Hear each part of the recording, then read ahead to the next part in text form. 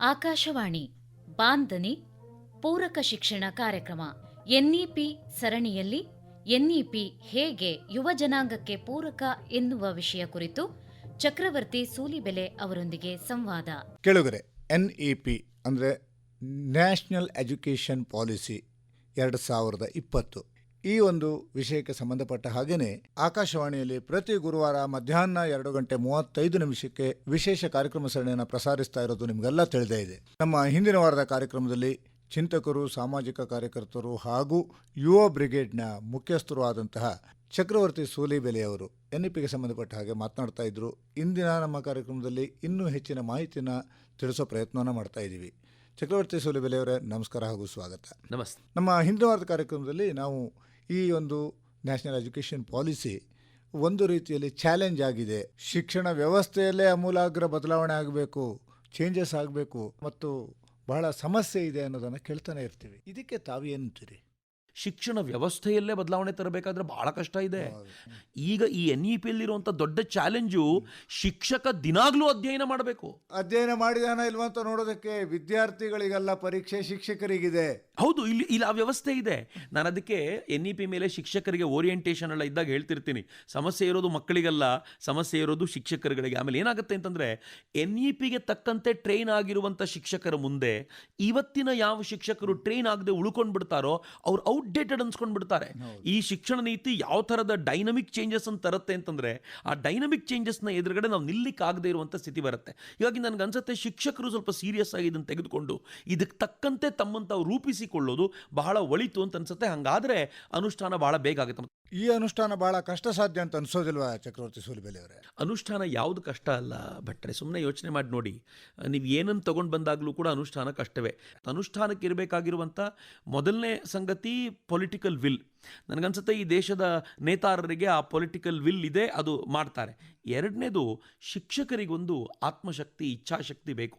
ನಮ್ಮಿಂದ ಕಲಿತಂಥ ವಿದ್ಯಾರ್ಥಿಗಳು ಅಥವಾ ಈ ರಾಷ್ಟ್ರ ಶ್ರೇಷ್ಠವಾಗಬೇಕು ಅಂತಂದರೆ ಇದಕ್ಕೆ ನಾವು ಜೋಡಿಸ್ಕೊಳ್ಬೇಕು ಅನ್ನುವಂಥ ಇಚ್ಛಾಶಕ್ತಿ ಏನಿದೆ ಅದನ್ನು ಅವರು ಬೆಳೆಸ್ಕೊಂಡ್ರೆ ನನಗನ್ಸುತ್ತೆ ಡೆಫಿನೆಟ್ಲಿ ಸಾಧ್ಯ ಆಗುತ್ತೆ. ಅನುಷ್ಠಾನಕ್ಕೆ ನಿಷ್ಠೆ ಇರಬೇಕು ಅಂತ ಹೇಳ್ಬಿಟ್ರಿ, ಆದರೆ ಇಲ್ಲಿ ನಿಷ್ಠೆಯನ್ನು ತೋರಿಸುವಂಥ ಶಿಕ್ಷಕರಿಗೆ ಪರೀಕ್ಷೆ ಇರೋದಷ್ಟೇ ಅಲ್ಲ, ಆ ಪರೀಕ್ಷೆಯಲ್ಲಿ ಕ್ವಾಲಿಫೈ ಆಗಿಲ್ಲ ಅಂತಂದರೆ ಅವನಿಗೆ ಸಿಗಬೇಕಾದಂಥ ಯಾವ ಸೌಲಭ್ಯಗಳು ಕೂಡ ಸಿಗೋದಿಲ್ಲ, ಪ್ರಮೋಷನ್ ಇಲ್ಲ, ಇನ್ಕ್ರಿಮೆಂಟ್ ಇಲ್ಲ ಅನ್ನುವುದು ಕೂಡ ಇದರಲ್ಲಿ ಸೇರಿಸಿರೋದ್ರಿಂದ ಆ ನಿಷ್ಠೆಯನ್ನು ತೋರಿಸಲೇಬೇಕಾಗತ್ತಲ್ಲ. ಅನಿವಾರ್ಯ ಆಗ್ಬಿಡುತ್ತೆ. ಒಳ್ಳೆಯದು. ನನಗೆ ಶಿಕ್ಷಕರ ಜೊತೆ ಮಾತಾಡುವಾಗ ಹಾಗೆ ಅನಿಸುತ್ತೆ, ಏನಂತಂದರೆ ನಾವು ಹಂತ ಹಂತವಾಗಿ ಏನು ಕಳ್ಕೊಳ್ತಾ ಹೋಗ್ತಿದ್ದೀವಿ ಎಲ್ಲವನ್ನು.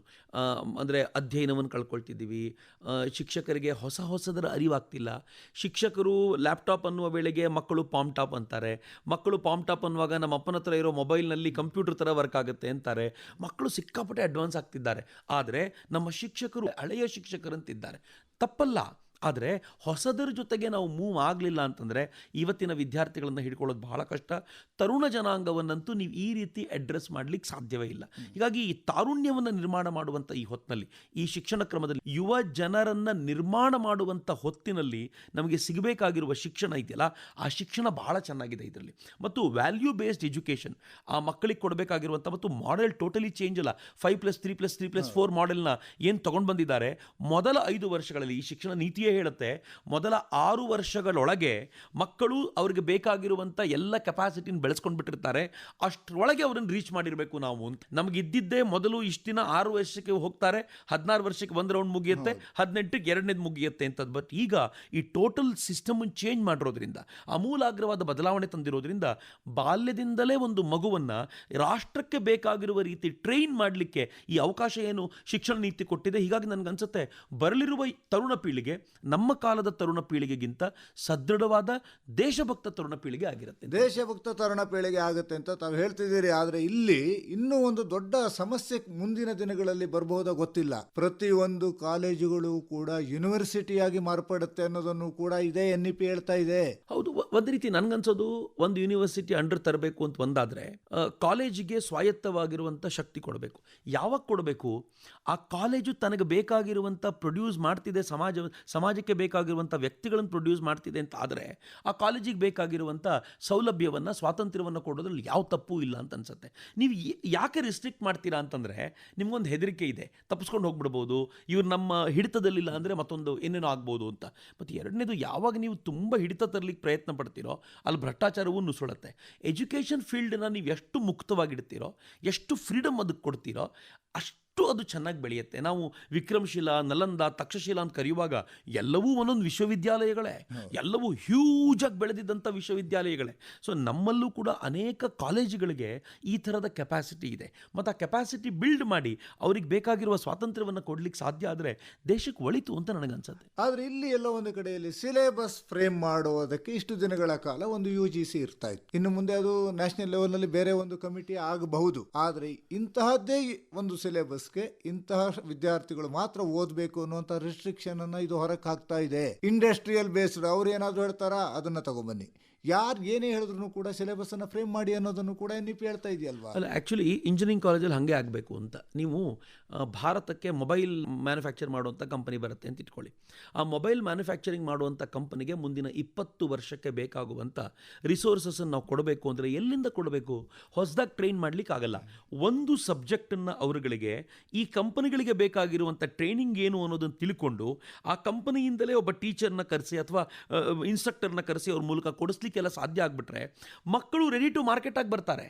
ಅವರಿಗೆ ಬೇರೆ ಸ್ಕಿಲ್ಲೂ ಇರುತ್ತೆ, ಜೊತೆಗೆ ವಿಶೇಷವಾದ ಈ ಶಕ್ತಿಯನ್ನು ಪಡ್ಕೊಂಡು ಬರ್ತಾರೆ. ಅವ್ರು ಮತ್ತೆ ಇಲ್ಲಿ ಬಂದು ಅಲ್ದಾಡಬೇಕಾದಂಥ ಸ್ಥಿತಿ ಇಲ್ಲ ಅಂತ ಒಂದು. ಎರಡನೇದು, ಭಾರತವನ್ನು ಒಂದು ಇಂಡಸ್ಟ್ರಿಯಲ್ ಹಬ್ ಆಗಿ ಮಾಡಬೇಕು ಅಂತಂದರೆ ಆ ಇಂಡಸ್ಟ್ರಿಯಲ್ ಹಬ್ಗೆ ಬೇಕಾಗಿರುವಂಥ ಸೂಕ್ತವಾಗಿರುವಂಥ ಮ್ಯಾನ್ ಪವರ್ನ ಒದಗಿಸಬೇಕು. ಆ ಮ್ಯಾನ್ ಪವರ್ ಎಲ್ಲಿಂದ ಬರಬೇಕು? ಈ ಎಜುಕೇಷನ್ ಸ್ಟ್ರೀಮಿಂದನೇ ಬರಬೇಕು. ನಮ್ದೊಂದು ಪ್ರಾಬ್ಲಮ್ ಏನಿದೆ ಅಂತಂದರೆ, ಇಂಜಿನಿಯರಿಂಗ್ ಕಲ್ತಿದ್ದಾನೆ ಅಂತಂದರೆ ದೇವರು ಅಂತ ಹಂಗೇನಿಲ್ಲ. ಇಂಜಿನಿಯರಿಂಗ್ ಕಲ್ತ ನಂತರವೂ ಸ್ಕಿಲ್ ಇಲ್ಲದೆ ಸಾಮಾನ್ಯ ವ್ಯಕ್ತಿ ಅವನು. ಇಂಜಿನಿಯರಿಂಗು ನಾವು ಎಷ್ಟು ಕೆಟ್ಟ ಬುದ್ಧಿ ನಮ್ಮದ್ದು ಅಂತಂದರೆ, ಸಾರಿ ಟು ಸೇ, ಡಿಪ್ಲೊಮಾ ಮತ್ತು ಇಂಜಿನಿಯರಿಂಗ್ನ ನಾವು ಯಾವತ್ತೂ ಸಮತೂಕದಲ್ಲಿ ನೋಡಲೇ ಇಲ್ಲ.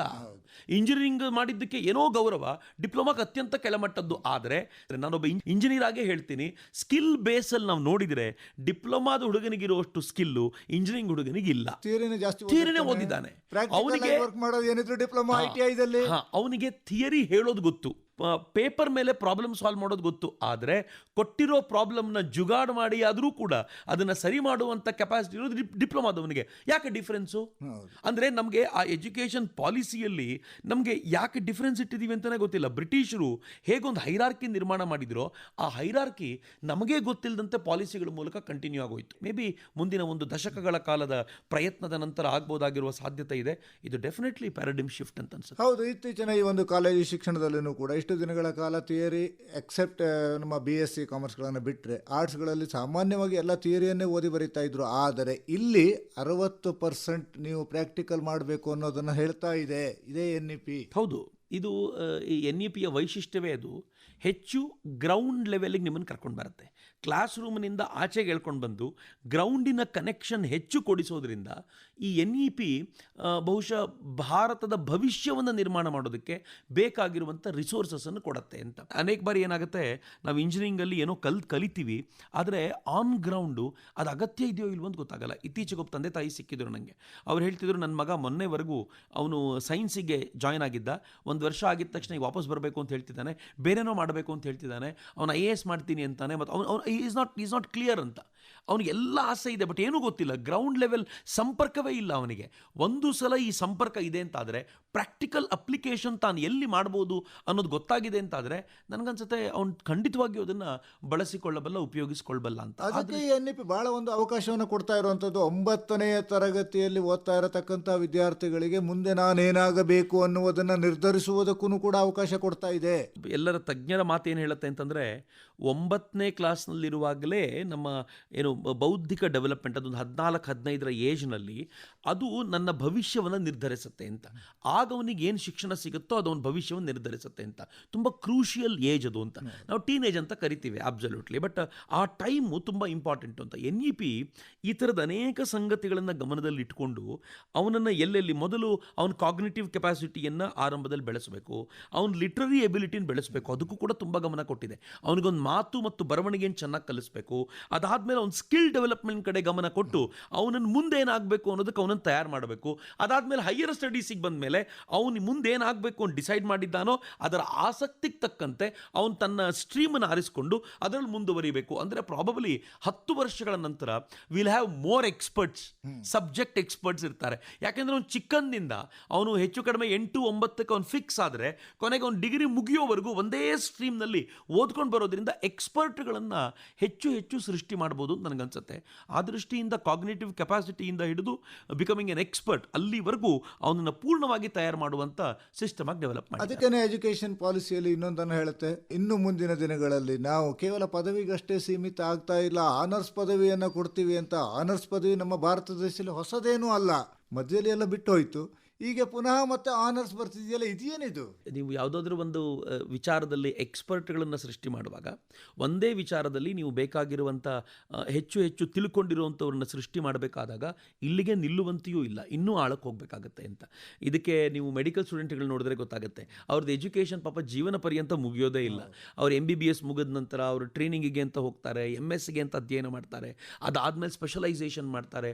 ಸ್ಪೆಷಲೈಸೇಷನ್ ಮಾಡಿದಾಗಲೂ ಕೂಡ ಸಮಾಧಾನ ಆಗದೆ ಹೊಸ ಟೆಕ್ನಾಲಜಿಯ ಕಡೆಗೆ ಹೊರಳಲಿಕ್ಕೆ ಬೇಕಾಗಿರುವಂಥ ಪ್ರಯತ್ನವನ್ನು ಮಾಡ್ತಾರೆ. ಒಂದು ವಿಚಾರವನ್ನು ಹಿಡ್ಕೊಂಡು ಹೋದರೆ ಆತ ಎಷ್ಟು ಆಳಕ್ಕೆ ಹೋಗಬಲ್ಲನೋ ಅಷ್ಟು ಆಳಕ್ಕೆ ಹೋಗುವಂಥ ಅವನಿಗೆ ಮುಕ್ತವಾದ ವಾತಾವರಣವನ್ನು ಕ್ರಿಯೇಟ್ ಮಾಡಿಕೊಡ್ಬೇಕು ಅಂತ ನನಗನ್ಸುತ್ತೆ. ಇಲ್ಲಿಗೂ ನಿಲ್ಲಬಾರ್ದು, ಇನ್ನೂ ಆಳಕ್ಕೆ ಕರ್ಕೊಂಡು ಹೋಗ್ಲಿಕ್ಕೆ ಬೇಕಾಗಿರುವಂಥ ವ್ಯವಸ್ಥೆಗೆ ಭಾರತ ಹೋದರೆ ಬಹಳ ಸಂತೋಷ. ಹೌದು, ಆಳವಾದ ಅಧ್ಯಯನ ಮಾಡುವುದಕ್ಕೆ, ತುಲನಾತ್ಮಕ ಅಧ್ಯಯನ ಮಾಡುವುದಕ್ಕೆ, ಅದರೊಟ್ಟಿಗೆ ಕೌಶಲ್ಯಯುಕ್ತ ಕಲಿಕೆಯನ್ನು ಮಾಡುವುದಕ್ಕೆ NEP ಅವಕಾಶವನ್ನು ಕೊಡ್ತಿದೆ ಅಂತಂದಾಗ ನಮ್ಮ ಯುವ ಜನಾಂಗ ಹೇಗೆ ಸಿದ್ಧರಾಗಬೇಕು ಅಂತ ಹೇಳ್ತೀರಿ ಚಕ್ರವರ್ತಿ ಅವರೇ? ಯಾಕಂದ್ರೆ ನೀವೊಂದು ಯುವ ಬ್ರಿಗೇಡ್ ಮುಖ್ಯಸ್ಥರಾಗಿ ಕೇಳ್ತಾ ಇದ್ದೀನಿ.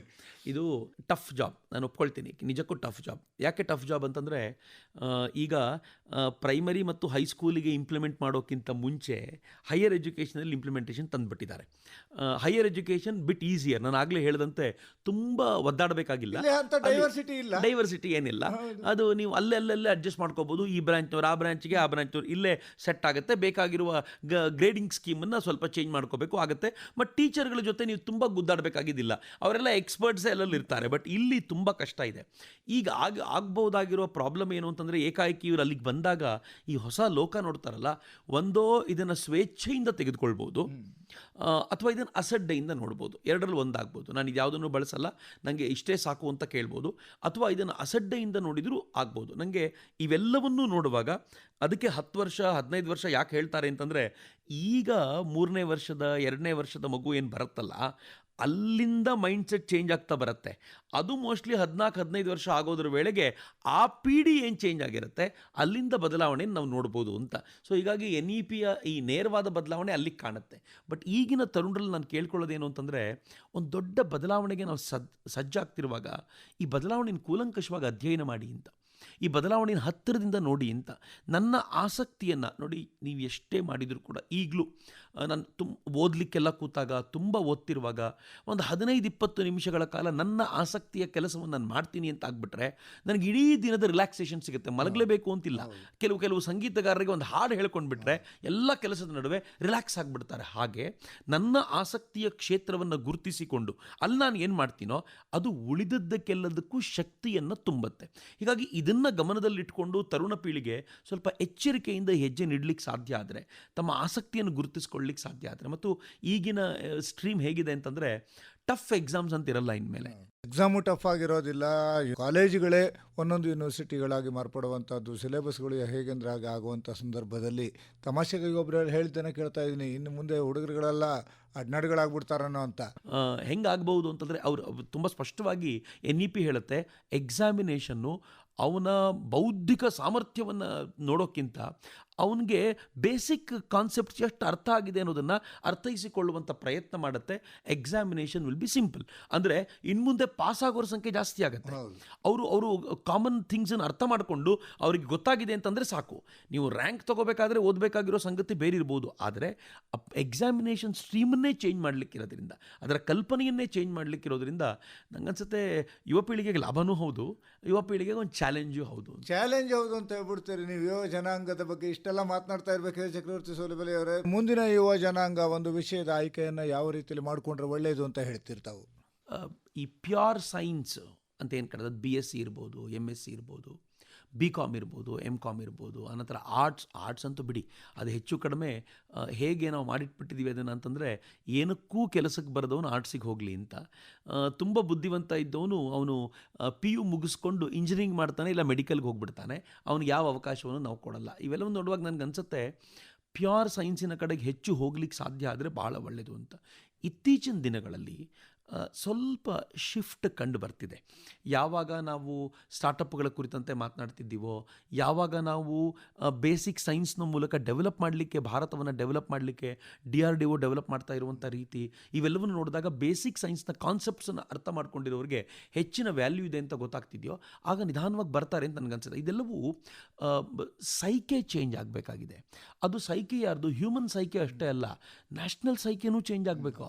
ಭಾರತೀಯ ಮಾನಸಿಕತೆ ಹೇಗಿದೆ ಅಂತಂದರೆ, ನಾನೊಬ್ಬ ಇಂಜಿನಿಯರ್ ಆಗಬೇಕು, ನಾನೊಬ್ಬ ಡಾಕ್ಟರ್ ಆಗಬೇಕು, ನಾನೊಬ್ಬ ಸರ್ಕಾರಿ ನೌಕರಿಗೆ ಹೋಗಬೇಕು ಅಂತ. ನೀವು ಸುಮ್ಮನೆ ಗಮನಿಸಿದರೆ ಹೇಗೆ ಸೈಕೆ ಚೇಂಜ್ ಆಗುತ್ತೆ ಅಂತ.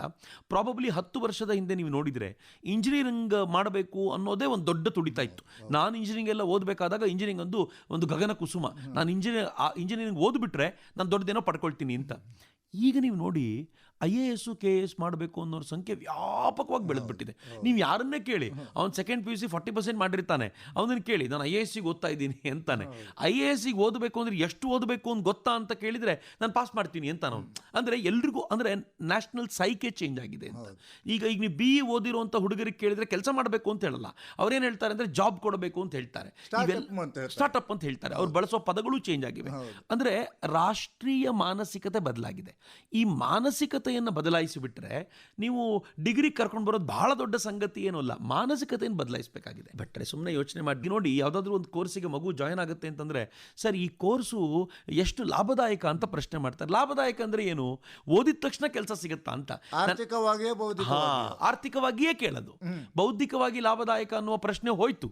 ಅದು ಭಾರತೀಯ ಮಾನಸಿಕತೆಯಲ್ಲಿ ಇಲ್ಲ ಇವತ್ತು. ಆರ್ಥಿಕವಾಗಿಯೇ ಕೇಳೋದು. ನನ್ನ ಹತ್ರ ಬಂದು ಕೆಲವರು ಕೇಳ್ತಾರೆ, ನಾನು ಯಾವ ಕೋರ್ಸ್ ಮಾಡಿದರೆ ನನಗೆ ಅದರಿಂದ ಲಾಭ ಆಗುತ್ತೆ ಅಂತ.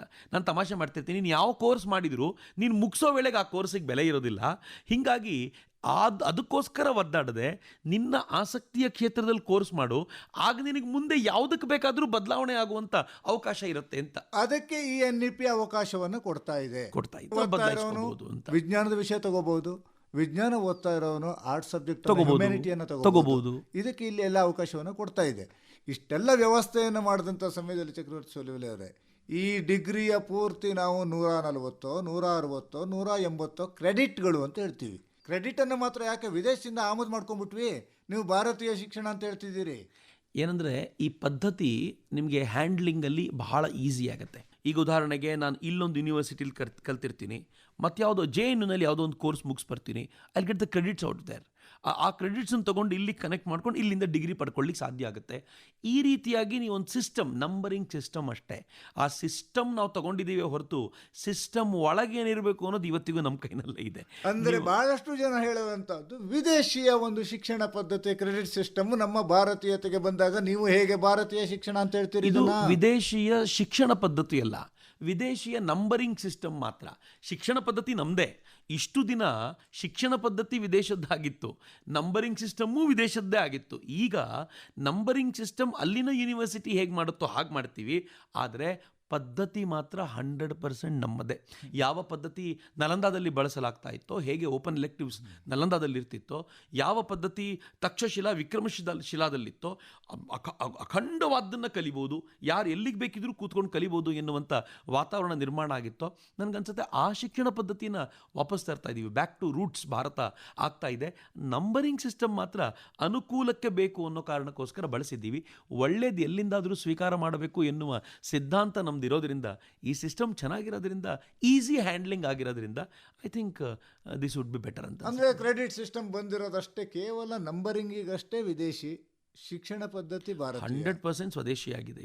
ಸ್ವದೇಶಿ ಮಾಡಿದಿರಿ ಅಂತ ಅಂದ್ಬಿಟ್ಟಾಗ ಇಲ್ಲಿ ನನಗೆ ಒಂದು ಎಲ್ಲೋ ಆತಂಕ ಕಾಡುವಂಥದ್ದು, ವಿದ್ಯಾರ್ಥಿಗಳಿಗೆ ನೀವು ಆಸಕ್ತಿದಾಯಕ ವಿಷಯವನ್ನು ಕಲೀರಿ ಅಂತಂದಾಗ ಎಲ್ಲೋ ಒಂದು ಕಡೆಯಲ್ಲಿ ಈಸಿ ಸಬ್ಜೆಕ್ಟನ್ನು ತಗೊಳ್ಳೋದು, ತನಗೆ ಬೇಕಾಗಿದ್ದನ್ನು ತಗೊಳ್ಳುವಂತಹ ಆತುರದಲ್ಲಿ ಅವನು ಬೇಡದೇ ಇರುವಂಥ ವಿಷಯಗಳನ್ನು ಆಯ್ಕೆ ಮಾಡಿಕೊಂಡರೆ ಅವನಿಗೆ ಇಷ್ಟು ದಿವಸ ಆದರೆ ಒಂದು ಸಿಸ್ಟಮ್ ಇತ್ತು. ಇಲ್ಲ ಏನಂತಂದರೆ ಸ್ಟ್ರೀಮ್ ಹೇಗಿದೆ ಅಂತಂದರೆ ಮೇಯ್ನ್ ಸ್ಟ್ರೀಮ್ ಒಂದು ಇರುತ್ತೆ.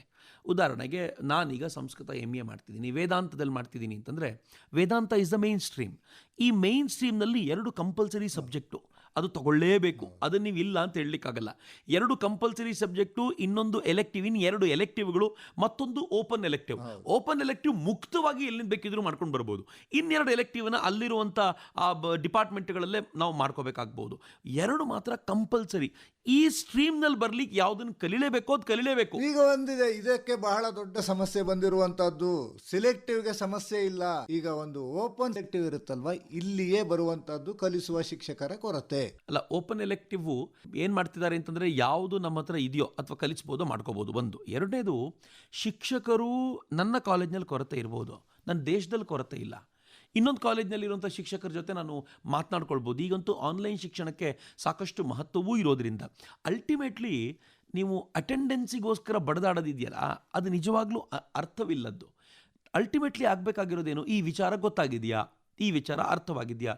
ನೋಡಿ, ಈಗಲೂ ಕೂಡ ನಾನು ನೋಡುವಾಗ MA ತರಗತಿಯಲ್ಲಿ ಕೂತರೂ ಕೂಡ ಯಾವ ಪ್ರಶ್ನೆ ಕೇಳ್ಬೋದು, ಮೋಸ್ಟ್ ಲೈಕ್ಲಿ ಕ್ವೆಶನ್ ಏನು, ಇದಕ್ಕೆ ಎಷ್ಟು ಮಾರ್ಕ್ಸು ಅಂತಾನೇ ಆಲೋಚನೆ ಮಾಡುವಂಥ ವಿದ್ಯಾರ್ಥಿಗಳ ಮೈಂಡ್ಸೆಟ್ ಇದೆಯೇ ಹೊರತು ಇದು ನನಗೆ ಅರ್ಥವಾಗಿದೆಯಾ, ನಾನು ಇದನ್ನು ನಾಳೆ ನನ್ನ ಜೀವನದಲ್ಲಿ ಅಳವಡಿಸ್ಕೊಳ್ಳಿಕ್ಕೆ ಇದು ಸಾಕಾಗುತ್ತಾ, ಇನ್ನೂ ಏನಾದರೂ ಕಲಿಬೇಕಾ ಅನ್ನುವಂಥ ಪ್ರಯತ್ನ ಅಲ್ಲ ಅಂತ. ಸೊ ಈ ಪ್ರಯತ್ನವನ್ನು ಇದು ಮಾಡಿಸುತ್ತೆ.